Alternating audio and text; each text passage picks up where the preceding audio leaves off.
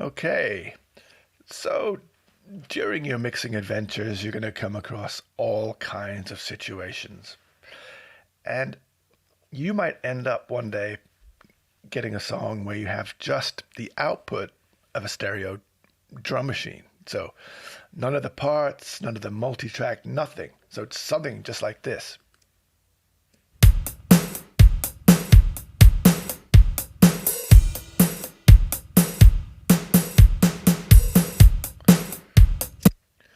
And you might be panicking and thinking, well, what can I do about that? And you hear, just with the balance they got from the drum machine, that the snare's a bit low. Well, you can play around with compressors and you can play around with transient designers and do all that stuff.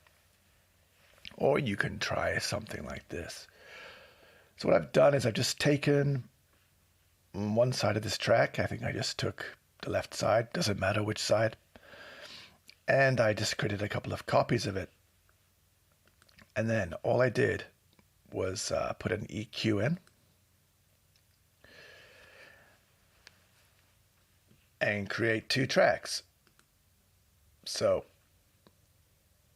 in the first one here, because I want to lift the snare, I just put in a high cut and a low cut.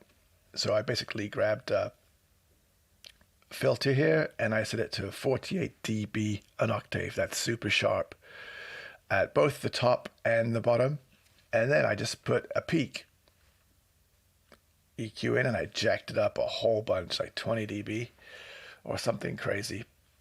And if we look at that, we get something along the lines of this. So let me just bypass this. There we go.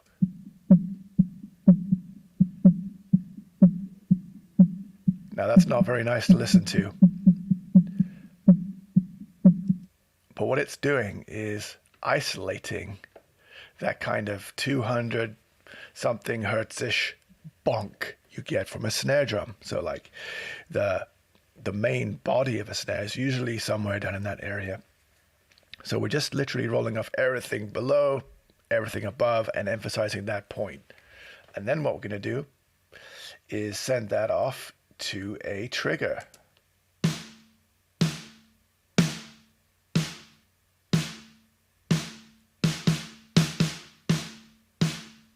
As we hear, it triggers flawlessly and even maintains the dynamics because we went so extreme. And you could do the same thing with the kick. So same drill, just set a lot lower. So center's around 66. So a big boost with your EQ there. Doesn't matter what it sounds like. All we're doing is looking for maximum amount of voltage for the thing we're trying to trigger, okay? And then we cut top, bottom, same drill. Now, you won't be surprised to learn that you can do exactly the same thing for toms, because each tom will have a different tuning, which means that you can kind of really zoom in with these type filters and isolate that big fundamental where the power is, and then you can go ahead and you can sample replace, let's say, toms if you want. Okay, but in this case, we're just gonna typically use something like this to update or reinforce, whatever we're getting out of the drum machine. I mean, this is a pretty old 90s style drum machine, and we're just gonna kind of go ahead and use the sample just to give ourselves a little more kind of brightness and wideness to the snare, and again a little more depth to the kick. So this is a good technique if you're ever in this kind of situation, you get stuck, you're provided with recordings where it's just kind of, I don't know, two mics in a room.